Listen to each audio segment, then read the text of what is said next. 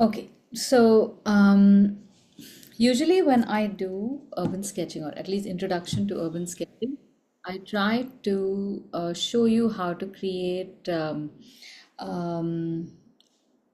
small parts of buildings, because taking on an entire building and making it look like part of an urban setting can be a little intimidating in the beginning. You'll end up making the wrong shapes, or are dissatisfied with the outcome, and that's because it's just too many elements thrown at you at the same time.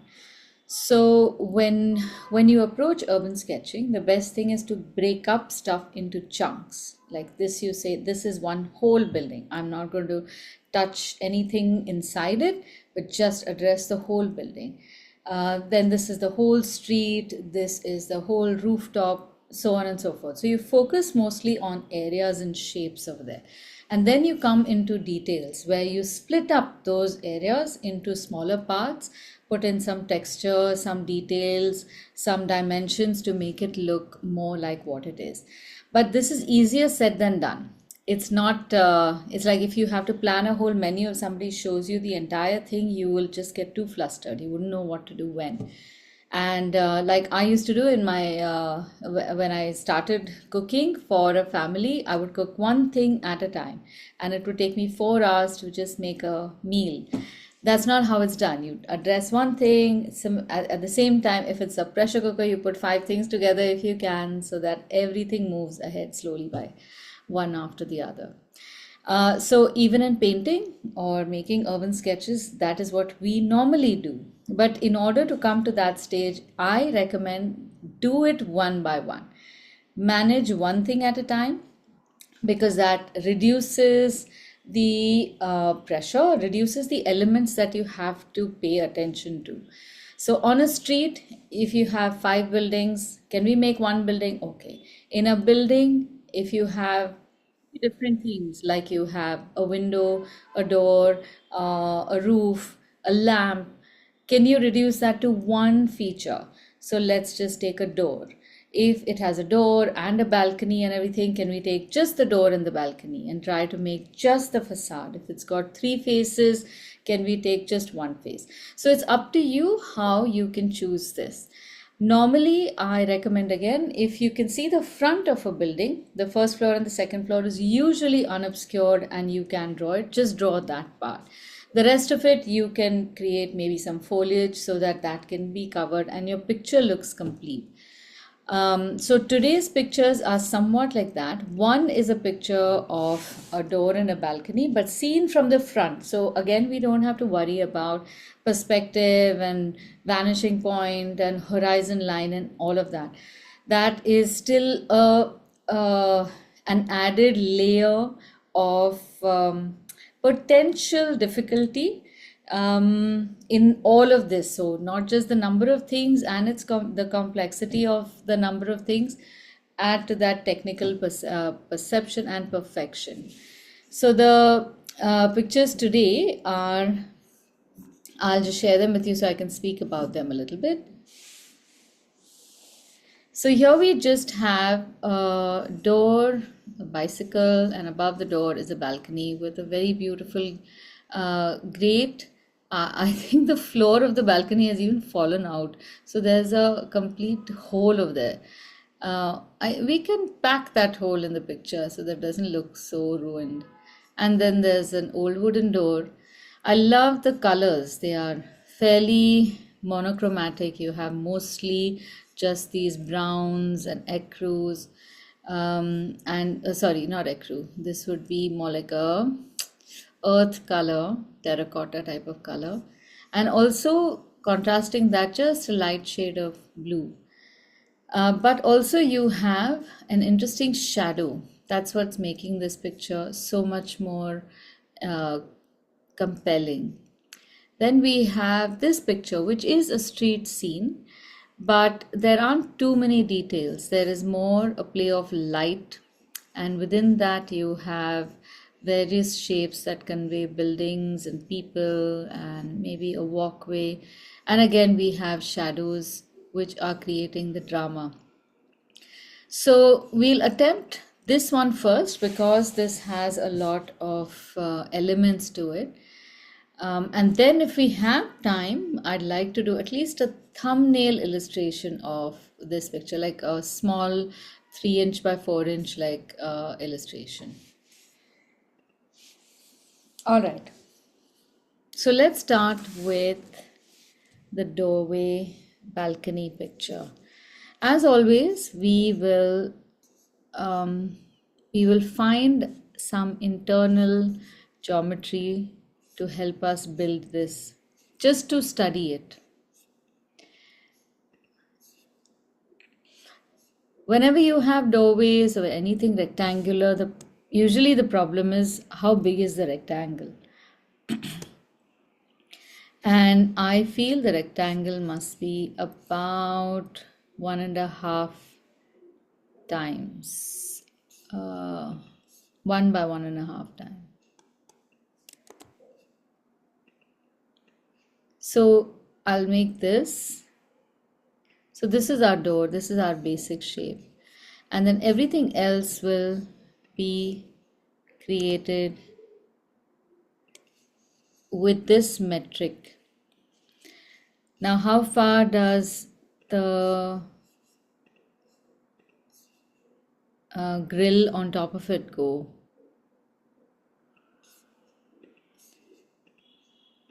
About the same as the height, like half of the door itself. And there's this gap in the middle. So while I just visually make this gap, I can't assume that all of you might be comfortable with measuring the gaps in spaces. So we are going to cut that gap, or we are going to get the dimension of that gap by cutting just the top part of this 1/2 measure of the square. If I am confusing you all, please feel free to ask me a question. So this distance is about the same distance as, this distance is about the distance we need for the gap in between the two. So that takes care of our door and the semicircular grill on top of the door, more or less. Then comes the sides. So on the sides, we need to know how thick our wall on the side is going to be. Let's cut up the left side again of the rectangle. So what shape or space do we have? It is about just a little short of half of, or 1/4 of the door's width. Do you see it?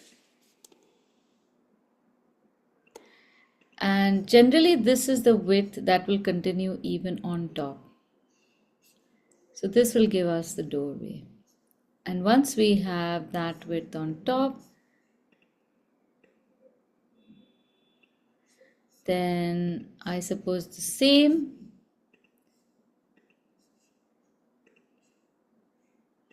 above, about the same distance above will be our terrace.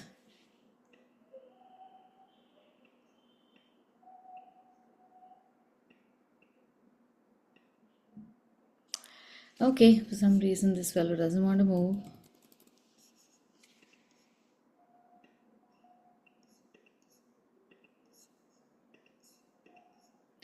Now this black patch that we have on top is not the entire terrace bit. You see, it's only here. That's the part that is attached to the wall. And this is the gaping hole. So sadly, only the grill has survived, and the base of the balcony has not survived. The doorway above would be about the same size or maybe slightly shorter than the door at the bottom, but we can measure it and see how it looks.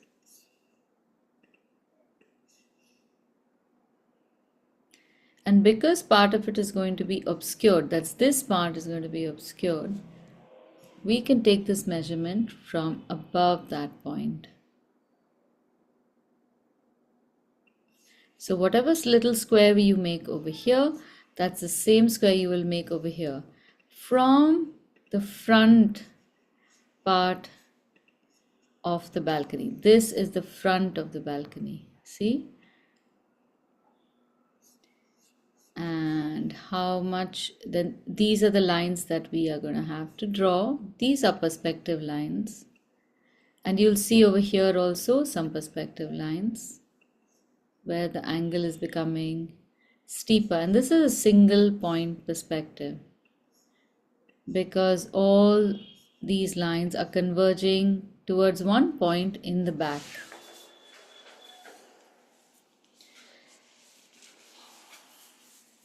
Usually this much is enough. Okay? And you, Aditi, ah, हा जो door आहे तो असा थोडासा of आहे ना, it is not in the centre. it बरोबर ना? is no, so that's too little to mind. Just make it directly one on top of the other because in the illustration, if you make it off center, it will look like a mistake. Okay. Here it's a photograph. Here, if it looks off center, is because that building is in ruins. But I don't think it's so off. I'll just draw a नाही straight नाही. हा example. हा main दरवाजा आपण जो काढतोय तो थोडा on the left hand side आहे ना थोडासा. No, it's not. Left of what? नाही म्हणजे पिक्चरच्या थोडंसं like On one. left of the paper? हा, left of the Oh, paper. yeah, you're right. That is because of the bicycle. So the central portion of the composition is this part, इथून इकडे. That's how you have even spaces over here. And because of this, okay, let me just give you a little uh, idea about composition with this. First, let me see if I've got that picture.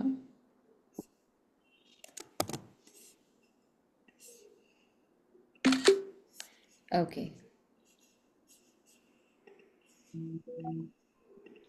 Right. So in this picture, Shilpa, what you're saying is right. The door is slightly to the left. This picture does not seem to be composed such that the door is in the center. And I can see two reasons for that. One is the fact that it's not just the door and the balcony on top that is the subject of this photograph. The shadow is also part of the subject. That is one part. And the second is the cycle. So there is something like a line of how the eye line works. Eye line in the sense how the eye moves through the painting or a photograph.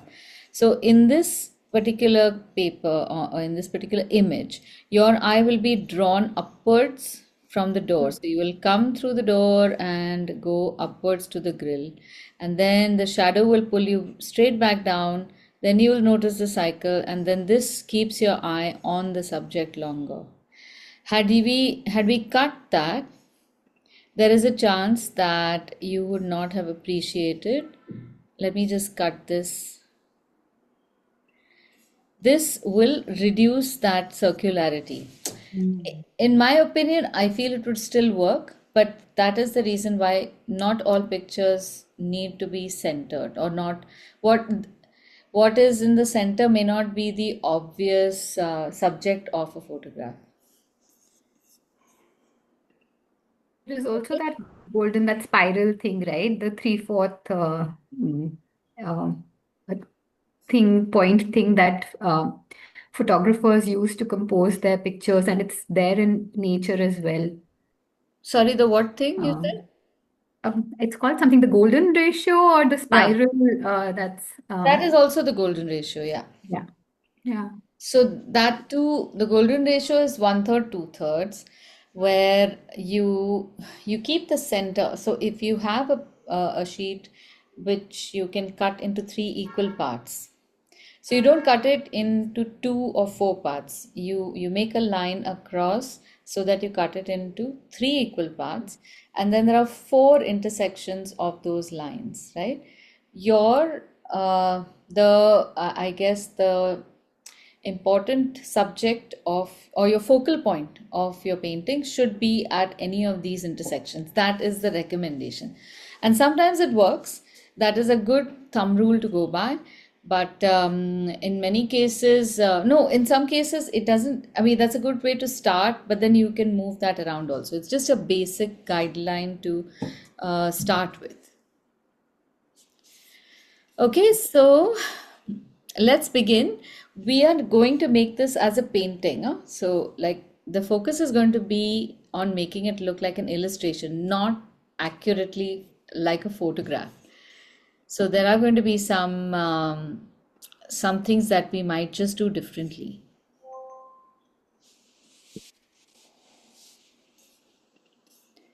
Let me share a picture of the breakdown.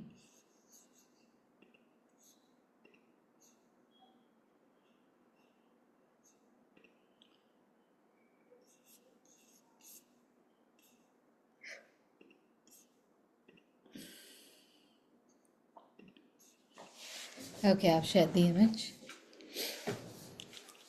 And we will make this picture upright and in about this much space. So that should give you enough room to make some, to let the paint flow all over the place also.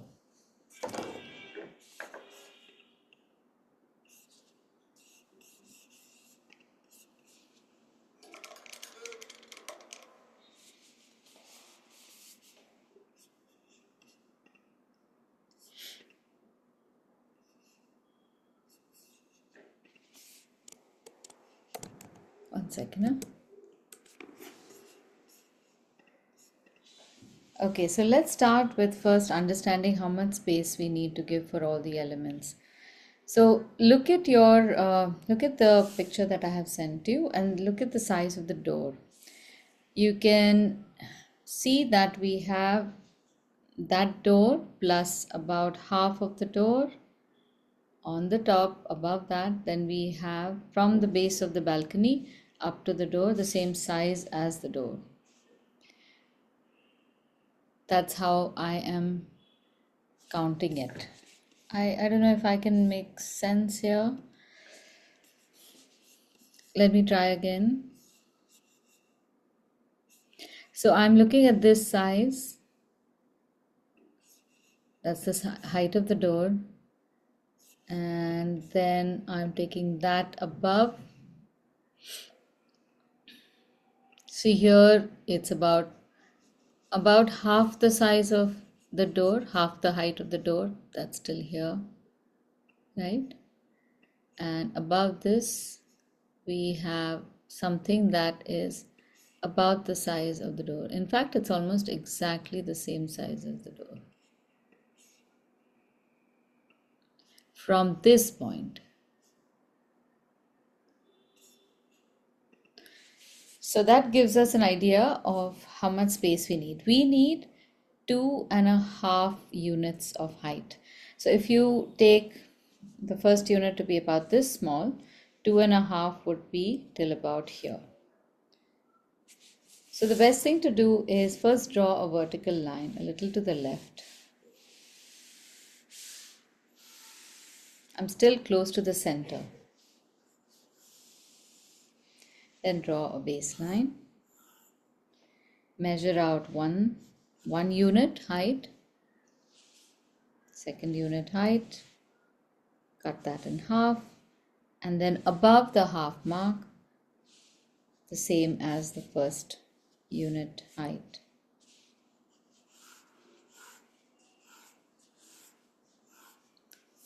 Got it? So I have 1 unit here, half a unit here, 1 unit here. The unit being the height of the doorway we have already made. Now the height of the door is 1.5 times its width. How do you measure that?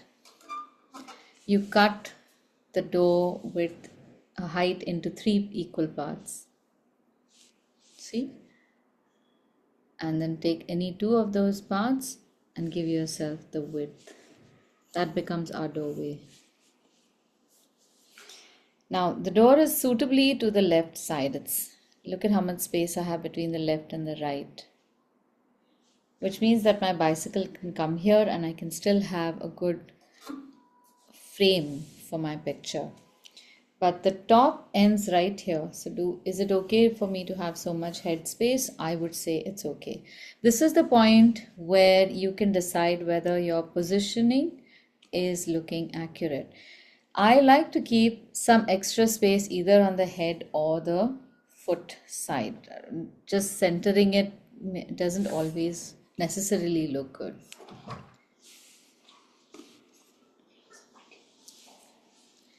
So let's start making the door. Let's make this rectangle and break it up into two parts vertically. Remember that space we wanted to keep between the top of the door and the grill. So let's take the extra half mark on top, cut it into half and further into quarters, and that will be our gap between the door and the grill above. So if you're not very sure about making the semicircle, remember that the semicircle is is made by just using this radius throughout. So just mark this point everywhere and let your line run through all those points. That becomes your semicircle. Now extend the lines a little to the side. And remember, we had got a mark for the pillar on the sides. It's about 1/4 the width of the door.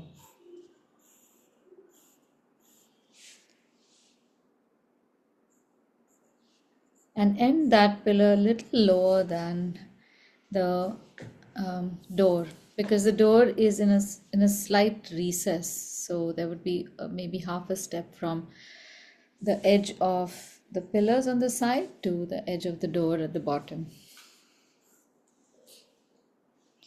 And then train the same line through and through.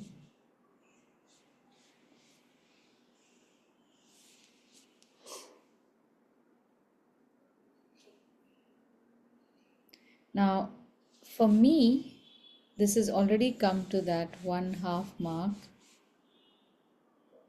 So maybe I need some extra space on top. Is that what everyone is getting as well? Is the semicircular grill and that little molding around it, is it occupying this space that we had marked? That is after the door we had marked a height at 1/2 the distance, 1/2 the height of the door. It should come there if you followed me, because I need some extra space above that, and the space I need is maybe half of this distance. Give me the base of the balcony.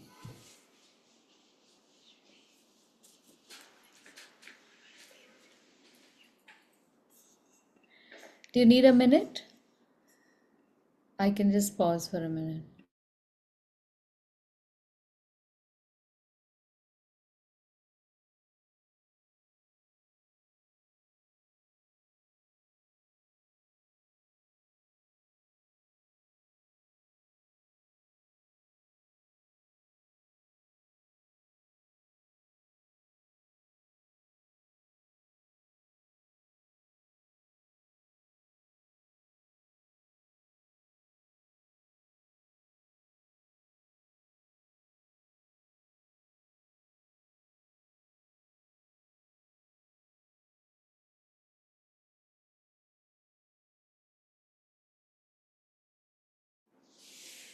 Is everyone with me? Do you need a minute still? Okay.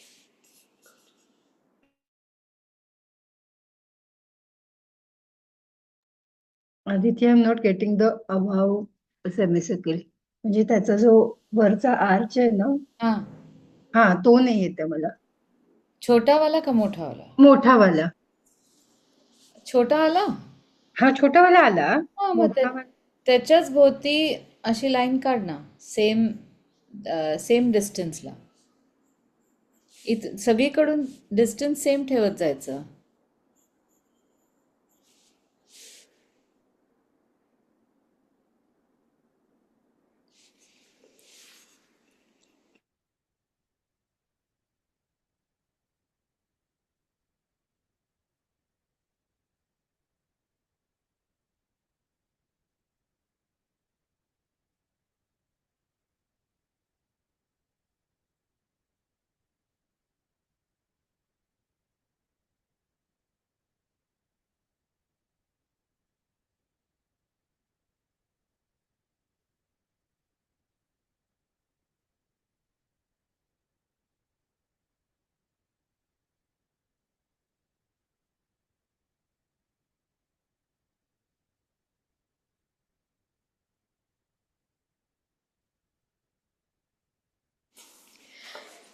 Okay. All right, so just check that your proportions are more or less like this. And I just wanted to show you that my estimation has gone a little off. So I'm taking some extra space, but this is literally just visually expanded. And in order to make the balcony, normally we would think that we should just extend the line upwards, but you'll notice that the balcony is slightly wider. So drawing these lines at an angle and making sure that this space is equal to the space on the left helps you to check that you are drawing it correctly. Now, the moment your proportion changes from your reference image, all the other shapes are also going to change in proportion. So always look for something within the building that you have drawn as a reference for how to replicate that.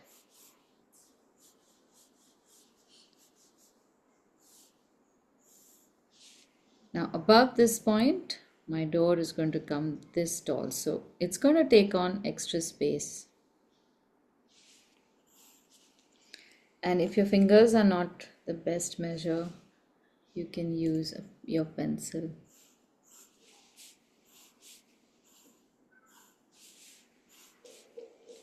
So this is the doorway. It looks pretty big.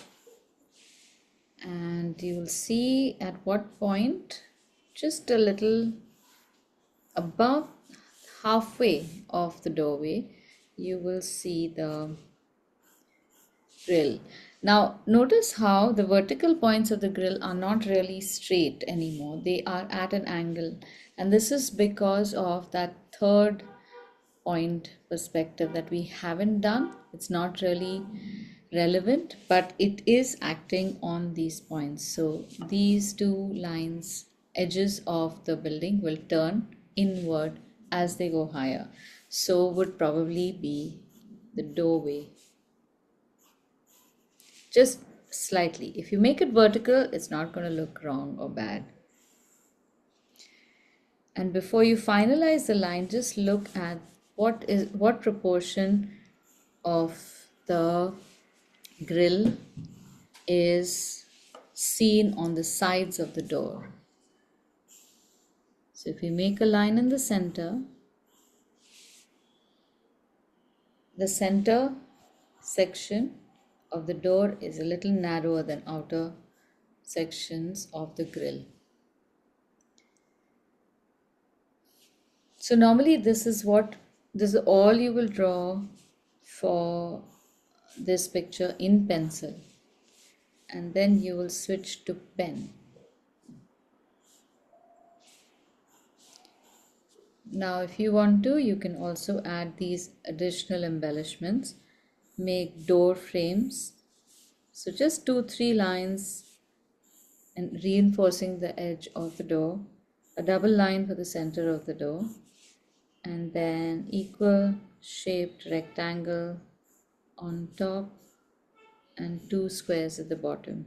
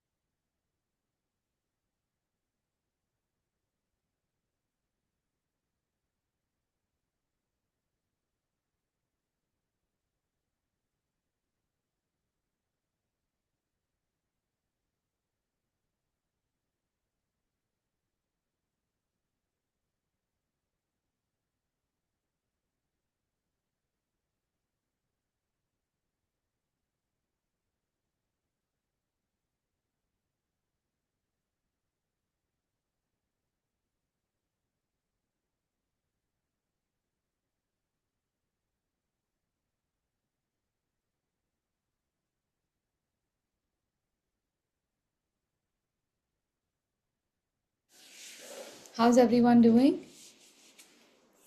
Do you need a minute or two? Okay. Anybody needs a minute? Because I'll start inking this. Okay. All right.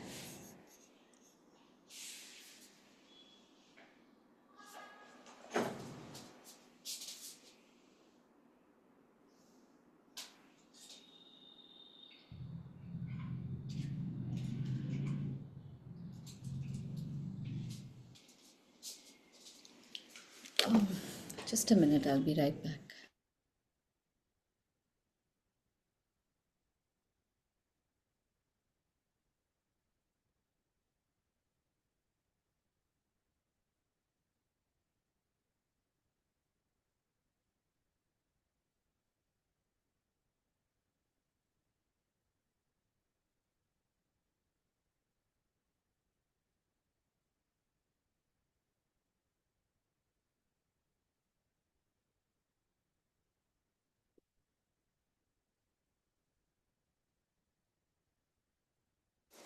Yeah, sorry about that.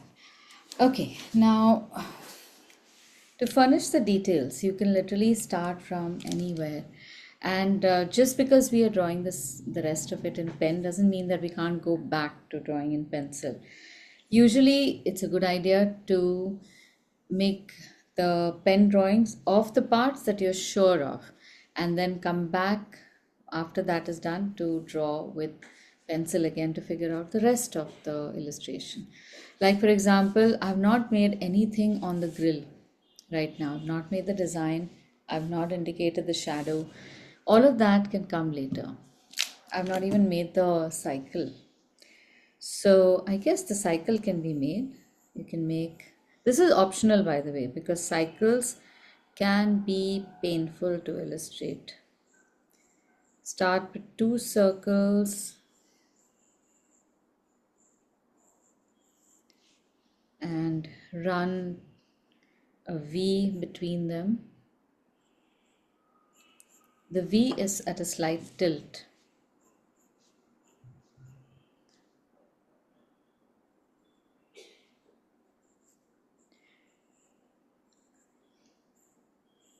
And all of this can be drawn with just many multiple lines. If you think that it's a little confusing and you don't want to make the cycle, just don't make it. It's okay.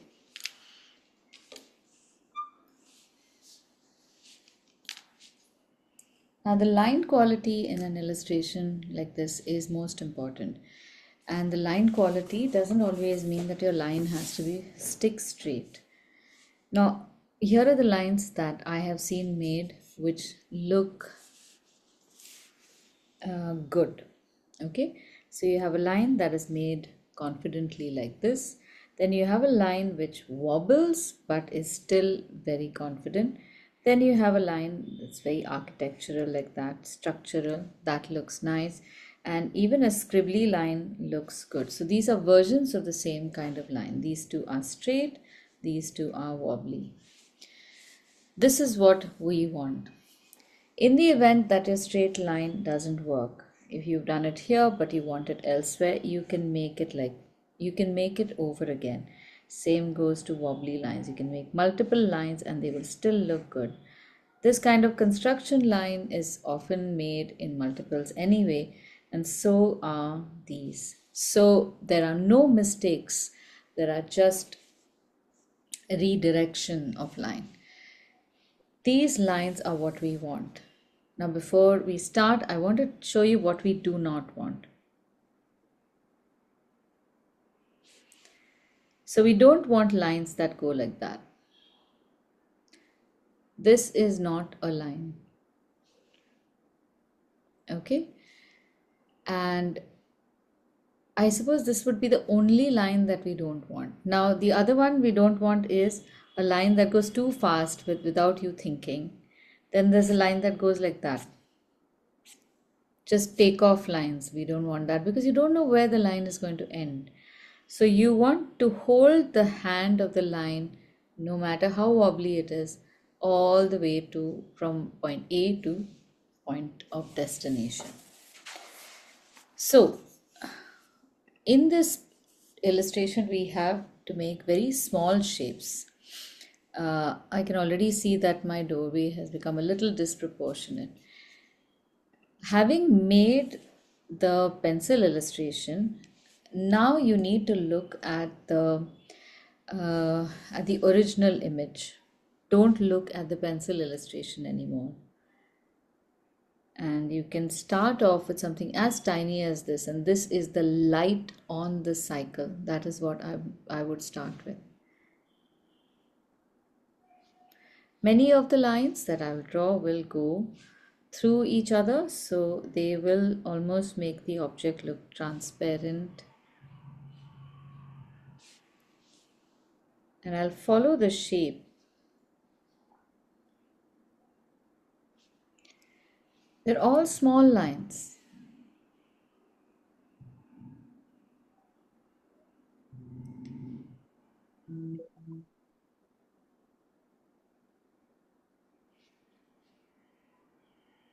And you use the pencil lines as your scaffolding.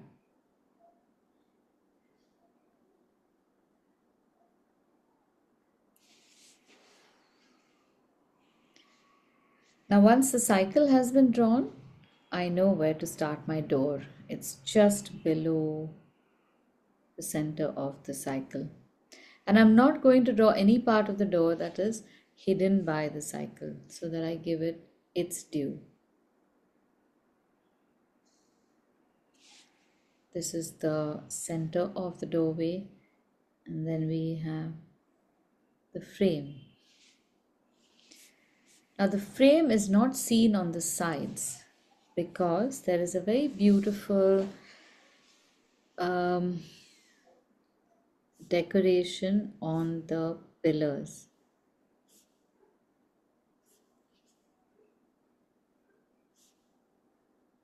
This is just a little above the frame of the door. And from there you have slight slope towards the next part of the pillar, and from there the pillar comes straight down. But now notice how there are certain gaps in this. It will help to make it like this, make it broken. So a wobbly line, in fact, is going to make the pillar look much nicer than an absolutely straight line.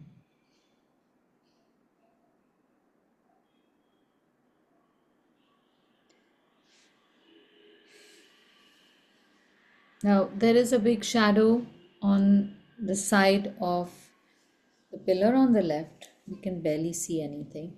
So don't draw anything over there. But taking a clue from the pillar, from the part of the door on the right that we can see, you can make the rectangular molding and also float the door inside the pillar's edge. When making consistent lines, it always helps to make the lines going in the same direction at the same time. So make all the horizontal lines certain distance apart and then make the vertical.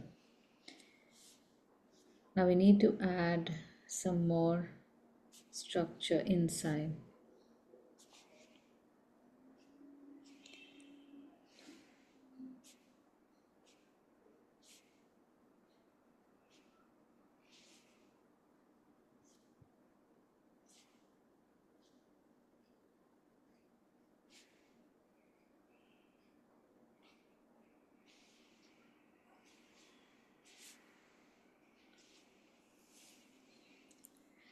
And we are going to give a little edge to the pillars on both sides.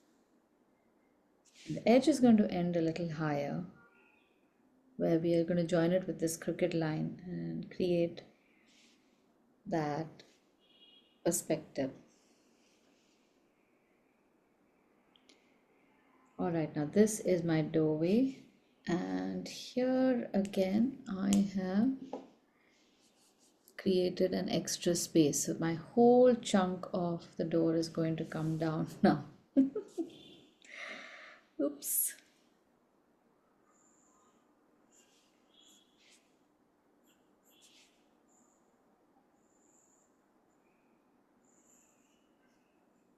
I hope you all have not followed me to the T today. But even if you have, this way at least I can show you how to make those adjustments.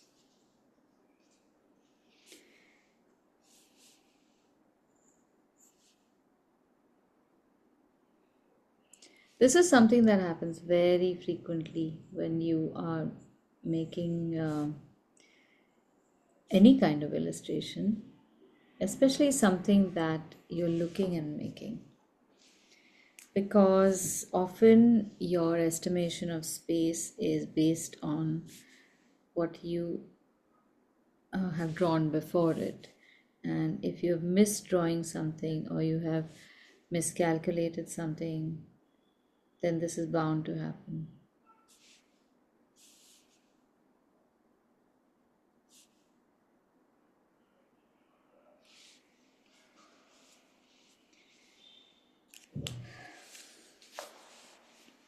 Okay, now all these lines that I have on top, all of this is going to come a little lower. Otherwise, this composition is going to look too huge. So without doing anything else, I'm just going to shift everything the same amount lower.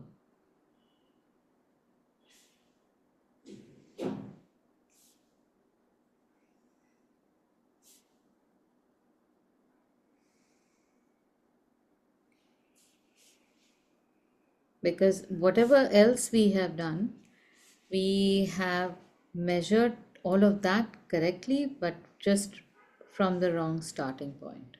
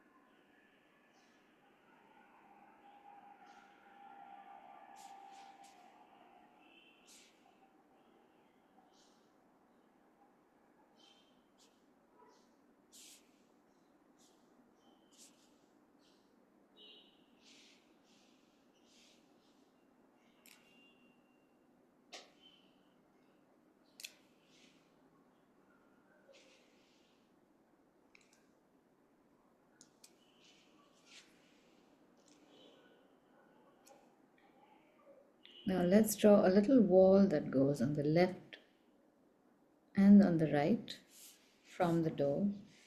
There's a small ledge on the left hand side and a little higher on the right hand side.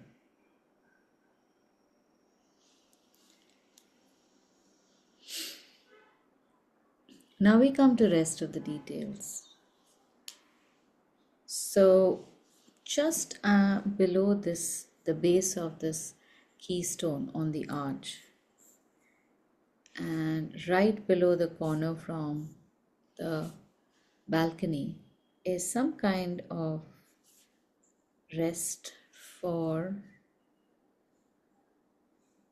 the base of the balcony itself, which is a foreshortened shape. On the right it's barely visible,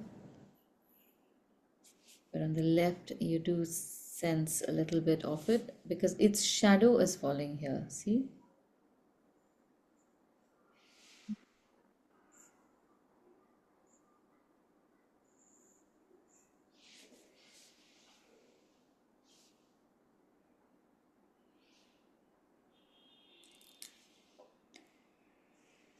So that part is also not just a triangle. It's a part that looks like this. It's an odd shape with an oval underneath it and then just a little edge on each side. And this would be the first part of our embellishment.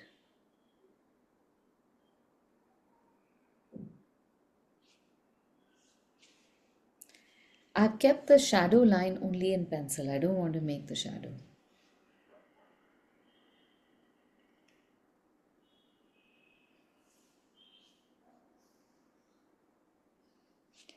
Now let's look at the grill.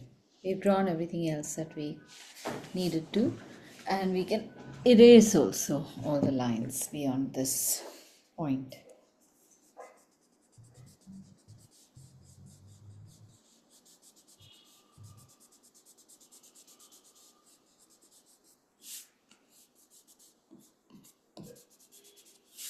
When erasing, if you have some lines which are not erased, which are not going across any of the things that you've drawn, you can leave them.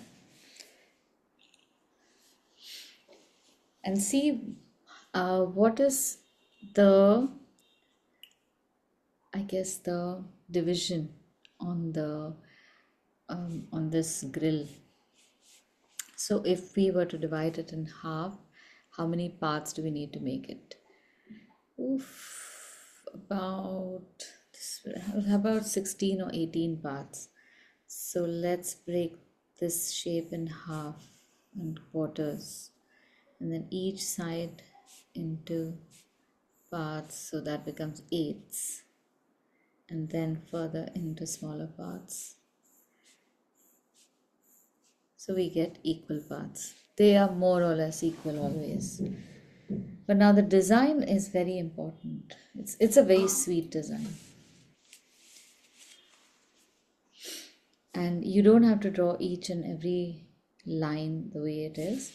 But what I've noticed is that in the middle 2/3 of the grill, they have what looks like a leaf shape. So what if you make a leaf shape between the lines like this?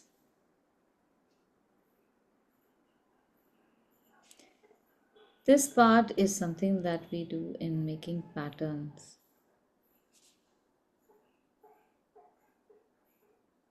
We recently had a pattern section.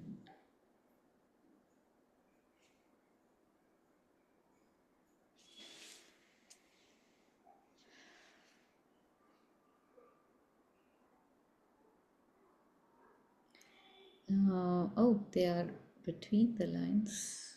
Okay. So now from the V shape that you get here, you can go up and create this shape. Oh, I've done it completely opposite. Have I?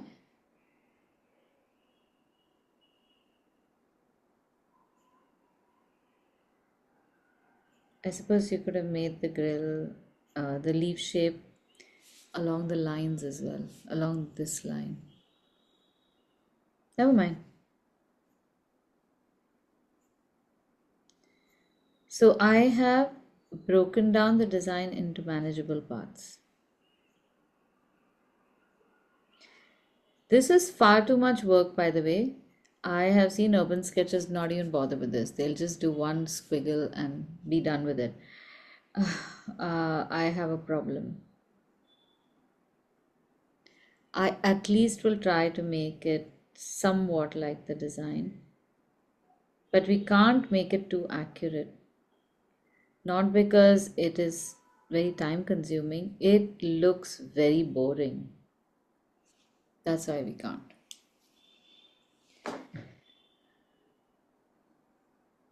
One of my most favorite illustrations is of a door, a gate like that, in which out of frustration I made so many scribbles and it started looking good at the halfway point. Till then I was just killing time.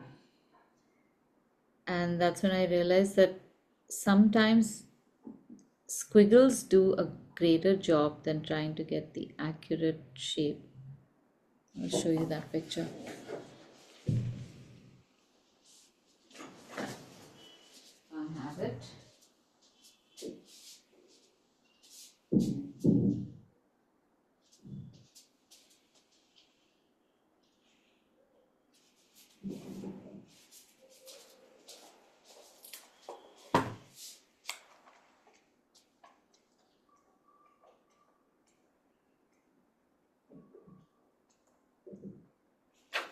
Yeah. So the design is there in this picture. You see some of it, but the original gate is way more ornate than this. But we've got something similar happening. See? It just looks so cool with even these little scribbles in the right place. That's all. And if I show you the original picture, it wasn't exactly like that. It was way more ornate. But I think I got the sense of how the picture was, how the gate really might have been. So once you're comfortable with the design, you can basically just move to pen and start making the design in pen.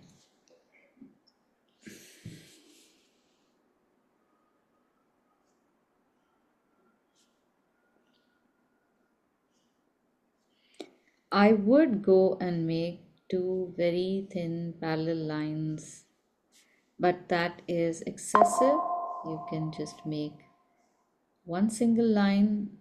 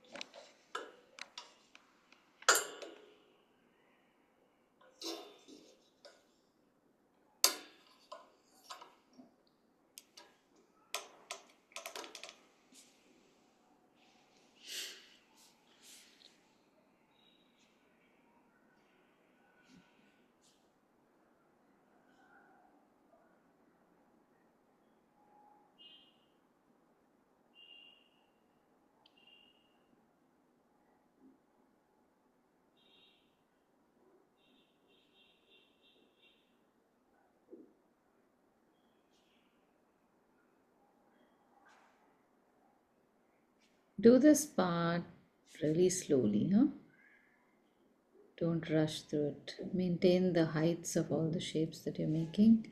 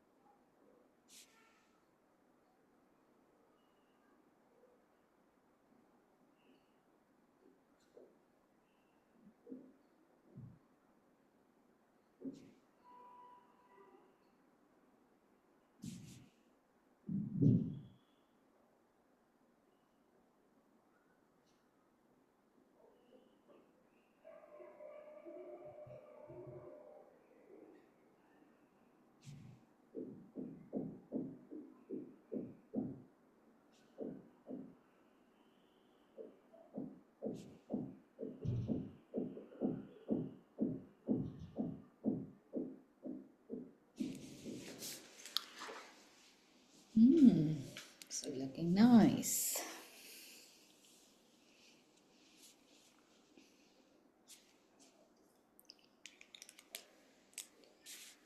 Okay, let me give a little depth to the inside of the arch as well. And now I'll tackle the design in the arch. It's going to be something similar. It has a design like this. It has a semicircle, and then from there we have 1, 2 on either side, and then 2 in between. We have about 7 lines drawn, dividing the space into 8 parts. And then from there we have what look like 1, 2, 1, 2, 3. Okay, 1, 2, 3. Sorry, I'm gonna have to do this one more time. This break in the center, and then maybe not, maybe 2 parts like that.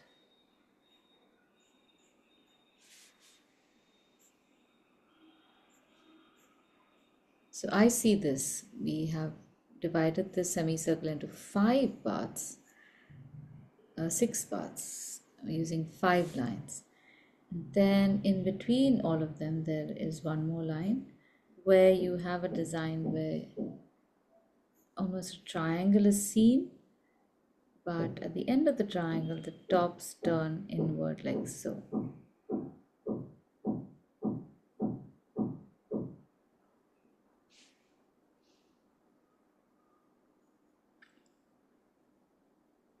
And you just manage to see the tops of these triangles.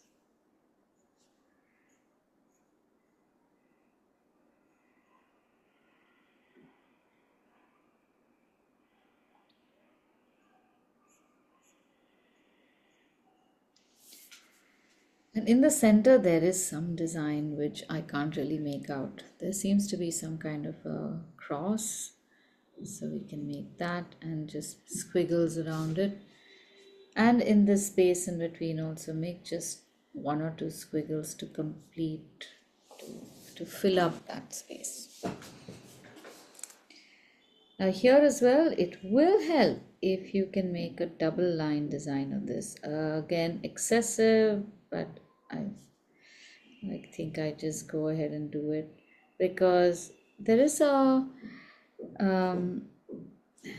possibility that we might paint this part in the negative so that the grill is more visible. But it's not compulsory, and if we don't see it, we can always make it in positive black and gray as well.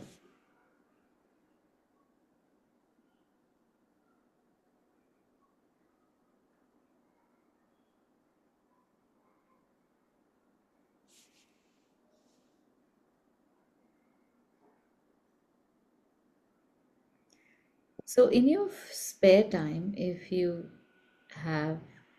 feel like doing any drawing, apart from of course all that painting, type pass, and your pencil yoga and everything, try to do things like these where you will create a design from a reference image like this.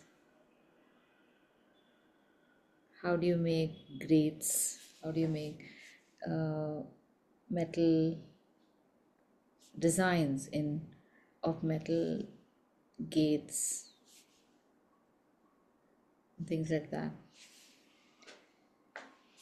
Because honestly, I have developed a certain skill of seeing the lines and drawing them, or being able to draw them, solely because I carry a sketchbook everywhere and I'm constantly sketching in that.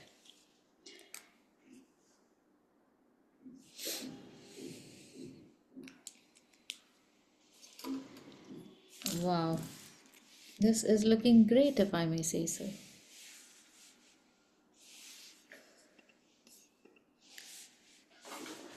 All right, I'm going and getting some water. When you finish.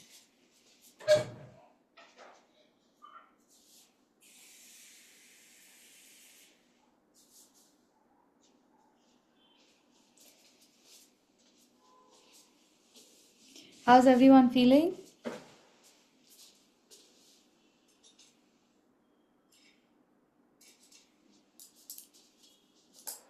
What not? Engrossed.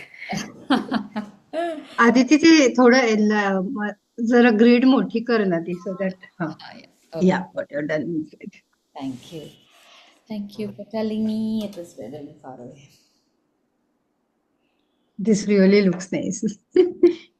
Yeah, and I've honestly, actually speaking, all we have done is just carefully made lines. तू काही पण काढलं तरी छान दिसतं ग. We have to take. Oh no, everyone's will look awesome, I'm telling you. Okay, I'm building my own bottom of this balcony.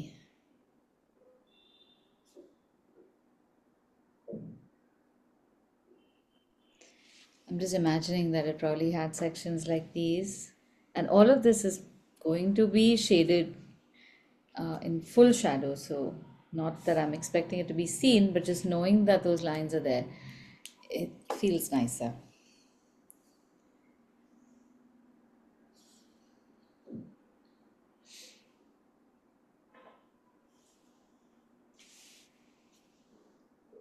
Let me know when you are done, then I can paint it. And the painting bit, if you feel you are not ready for it, don't do it right now. I will do it. You can watch it and you can paint later. I'll share the video a little later in the afternoon today.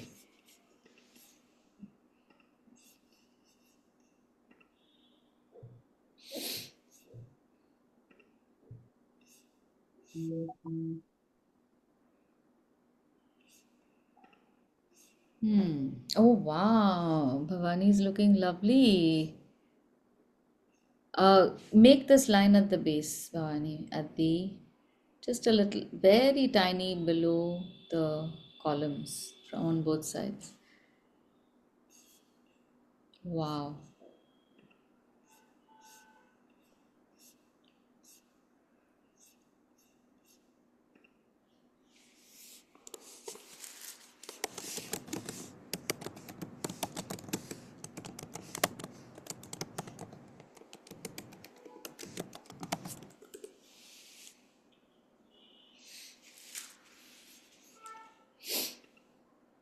All right, shall I start painting? We have about 20 minutes.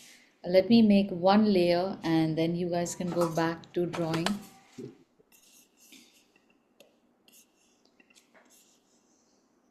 Okay, so when painting something like this, it has to be addressed in the various layers. And even on this size paintings, I feel that our cakes can be or seem a little insufficient. It helps to have tube colors for something as big as this because then you can really make large washes. But nonetheless, we have what we have and we'll work with this. So I will make or hydrate a bunch of colors together, which I will drop in um, almost whimsically on the paper.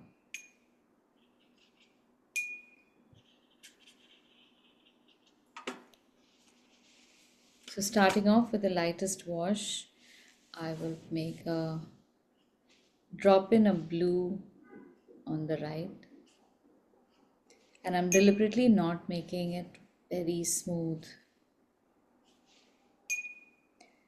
followed by a stark yellow ochre, but here too I want to blur the edges a little bit.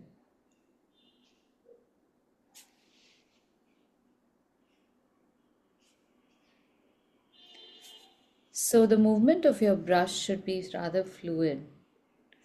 Don't don't really distinguish between too many colors. You can always go over these colors again. And if your colors are not really mixing easily, then they tend to look a little boring.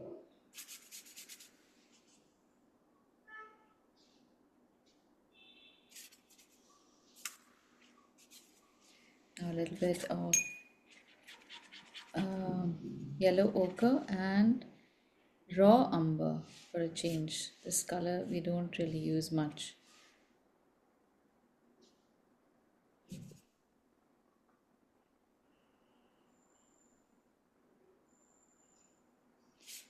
So hold your brush far enough and just stain the paper.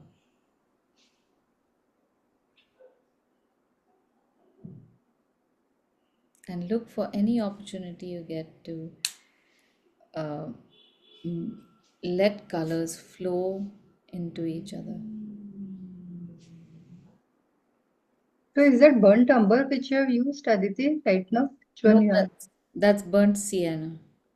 Burnt sienna. Yeah. And burnt umber I will use here at the base. What's the red? That's raw umber or that's burnt sienna. Okay, I got Burnt it, got it. sienna. Burnt sienna. And even for part of the shadows or the dark sections, I am throwing in a burnt umber even at this stage. And for the windows, I will make them a cobalt blue on top,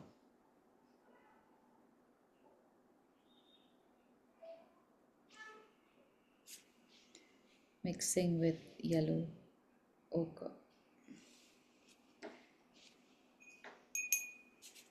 So as far as possible, keep your colors fluid like that. This in itself will make a very interesting looking painting, even if your colors are not accurate and all. The washes really make a big difference in your paintings.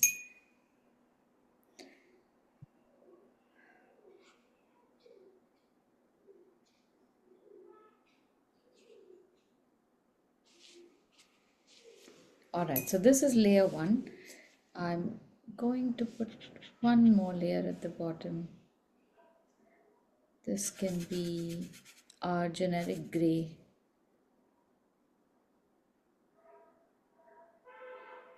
So the gray is usually a mix of black, burnt umber, and cobalt blue or ultramarine blue. And I usually have a little bit of that made. This one has more burnt umber, this one has more cobalt blue in it. So I can choose whichever one I want to use. One is slightly, it's like a cooler gray, and the other one would be a warmer gray.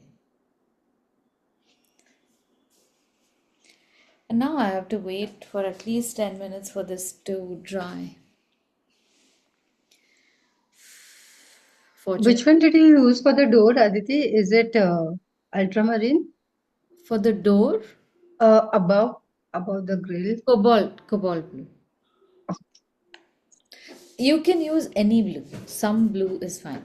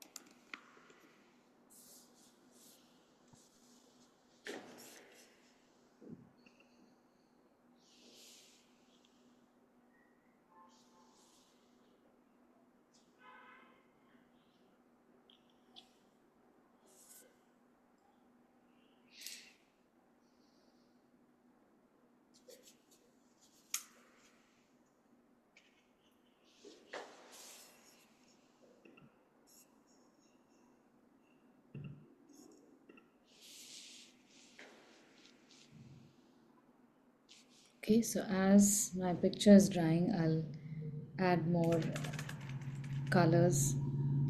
This could have been a much brighter yellow instead of the burnt umber that I put, but that's okay. And now I'll move to a slightly smaller size brush, just ever so slightly, the number 7.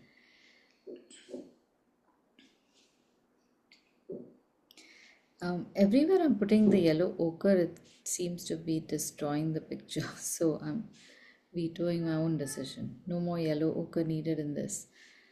So I'm gonna wait for everything to dry.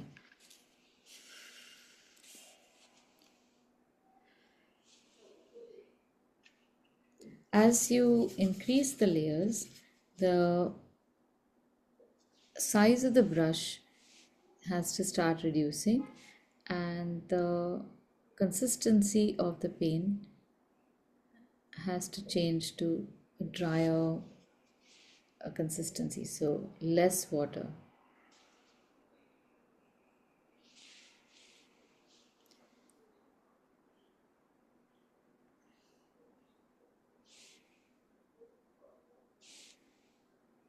And most of our shadows are pretty sharp. If we had slightly less sharp shadows, then we could have considered making the shadows while the paint was still wet, but we don't really need that.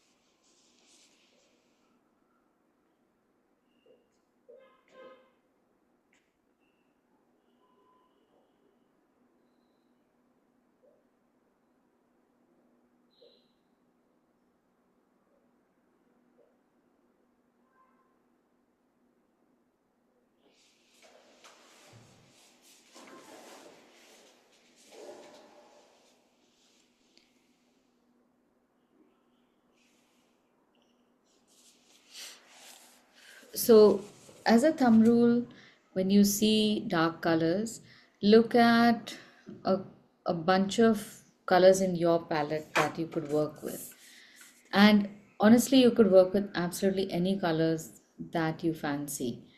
When we are making the shadow underneath the balcony, you could use even a green or a green and a crimson and um, viridian. It makes a beautiful purple. Even that can look good. So you don't have to really stick to any guideline as such because any anything you use is going to stand in a particular position, which is going to reinforce a certain idea for your eyes to see. And the eyes will definitely see what you are showing it.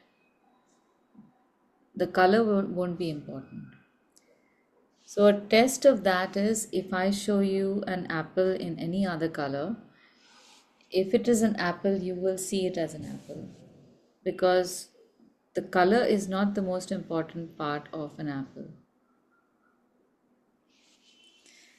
Now, I am using my thick bluish gray paint, which is mostly blue, less black and burnt umber, but it's there to create the back of the grill, the part that attaches to the wall.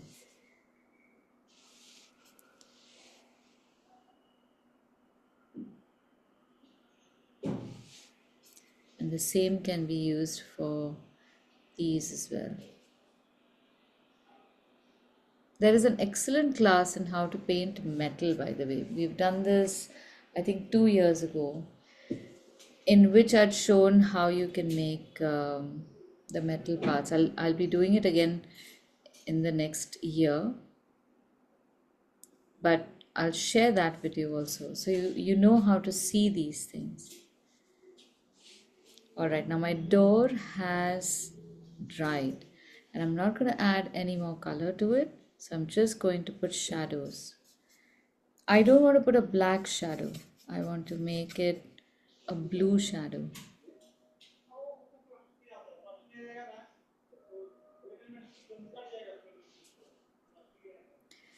And some shadows we can see very easily, like the shadow on the doorway.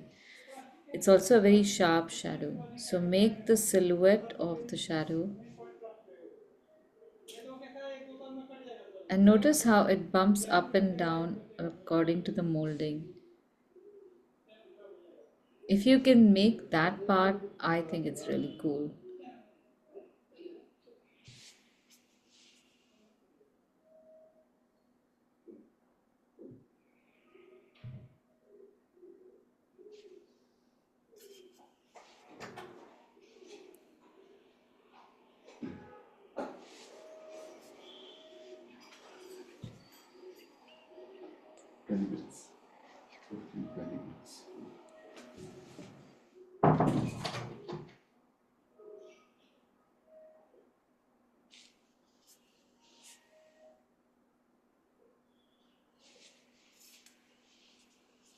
So even though my color has gone in very dark, you see it remains fairly translucent.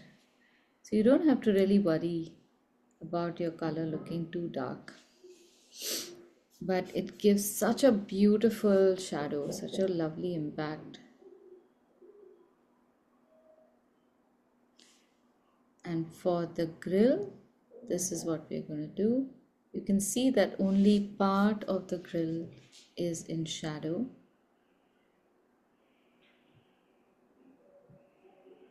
So you just paint that part up.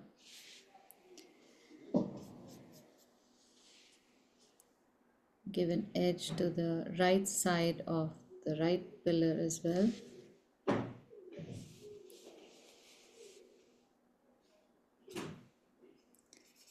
And use a slightly blacker gray to make the bicycle.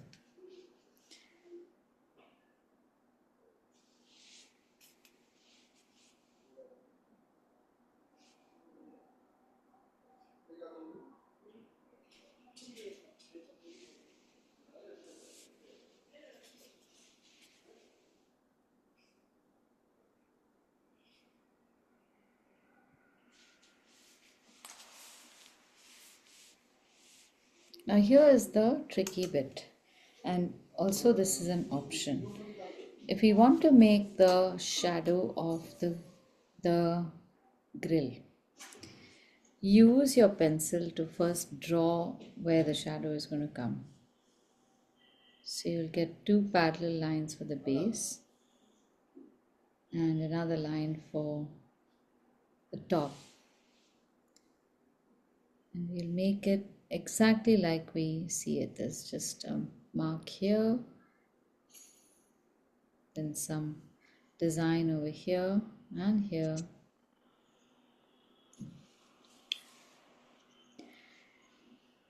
And notice how our design is almost like a pattern, one on top of the other, because of how this is created.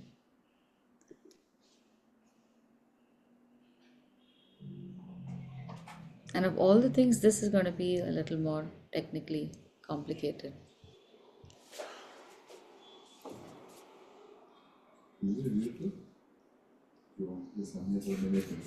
Okay, just give me a minute.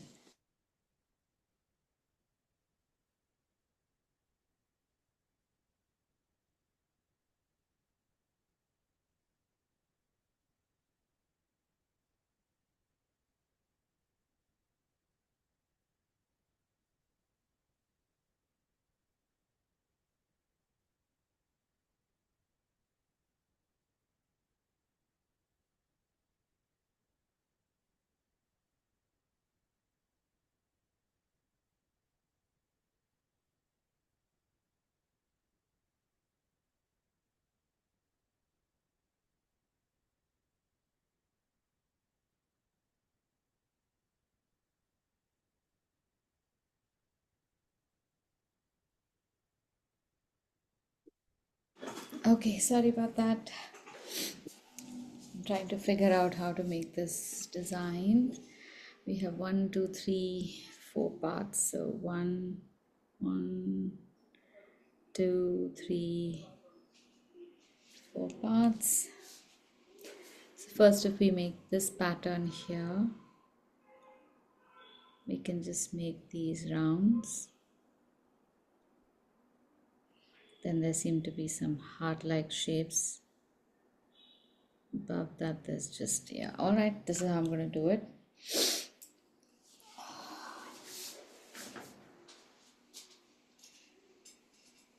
This always happens in a painting when it's like a make or break thing. You're happy with this, but you know you have to do one thing extra, and that can make or break your painting. But we have to just do it.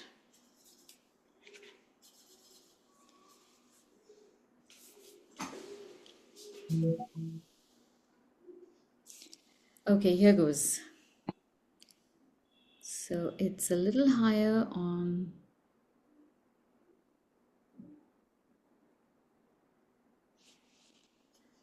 the pillar, and then it comes a little lower over here, just a wobbly line.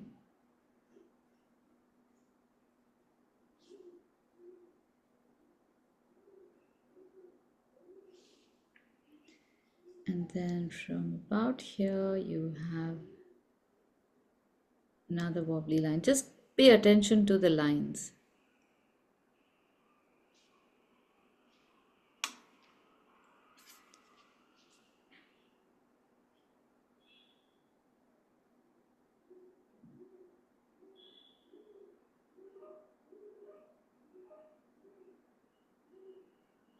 So I made the base first, and I'm making the design on top of that base so that the color merges.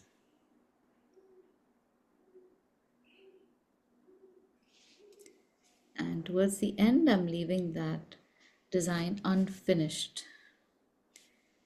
Between the circle shape, we have these heart-like shapes, which if I can't make, I'm just converting that to an ovalish shape.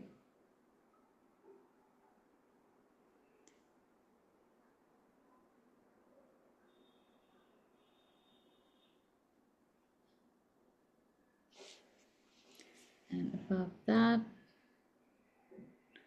almost like a C shape above that.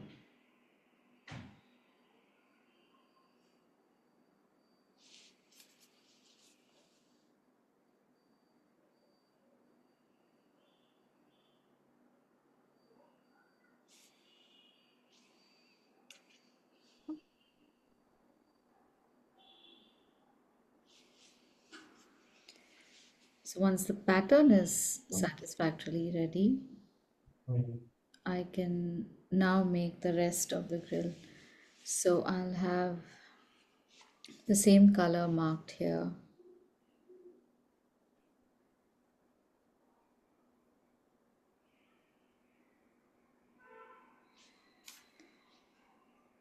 And I am sticking with the shadow that I see in the photograph, which means that I'm actually making the hole here, but it does not exist. So I'm just going to hope that nobody catches this.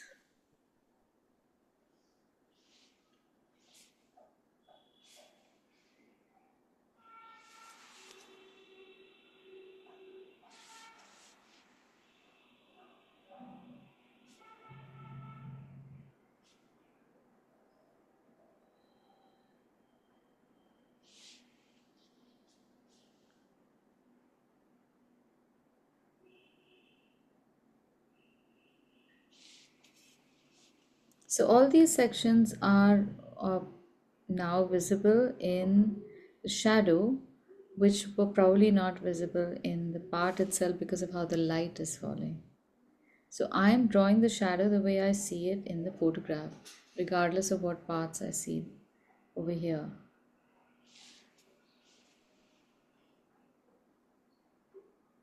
And everything is slightly skewed, you'll notice.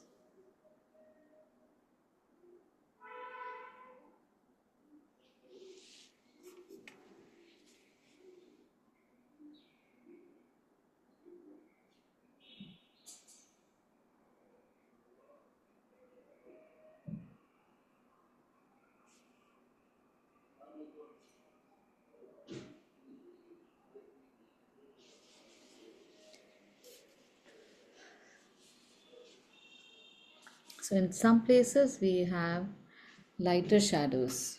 So I can reduce the amount of paint I have. If there are objects that are very far away, then you have lighter, fuzzier shadows. If the shadow falls very close to the object, then obviously the shadows are sharper.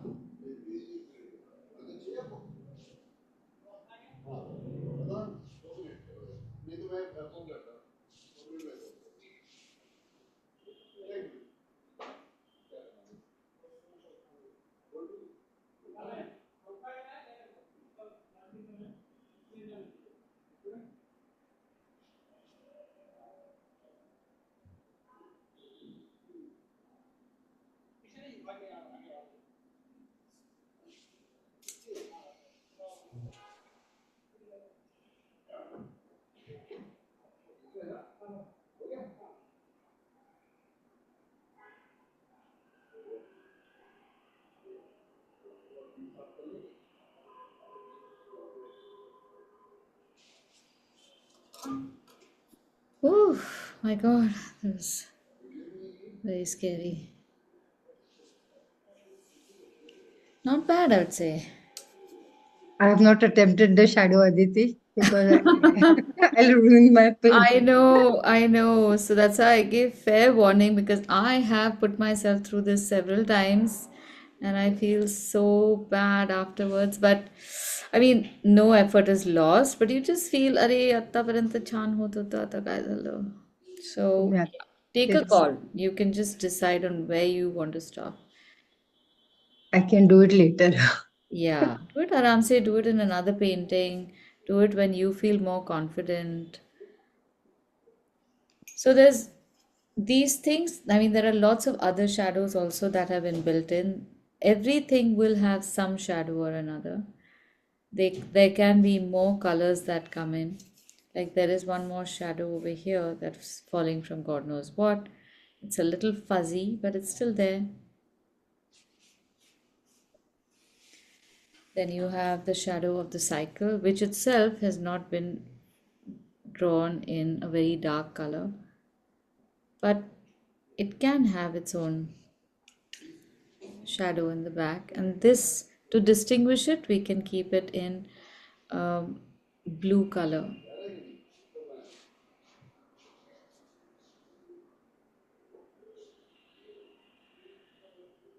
So you just have to look at the lines that are made in wherever you are drawing. And all the clues are right there.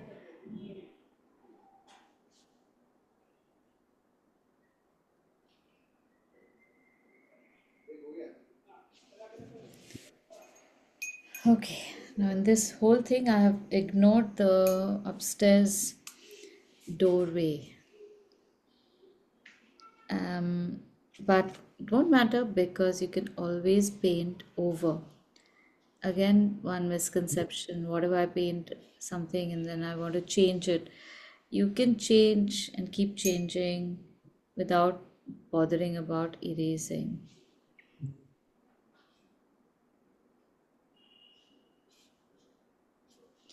And one part about drawing dark windows, after you have painted your windows a blue color, you can put in a deep shadow on one side and towards the top, and it will look like the window is dark inside. Now I'm adding this black. Don't worry, this is a camelin black, which is not as dark as um, you might think. Once it dries, it will look gray only, but it starts giving me more contrast. So this is the last part that I would do, adding just a touch of extra contrast in a small part of the shadows.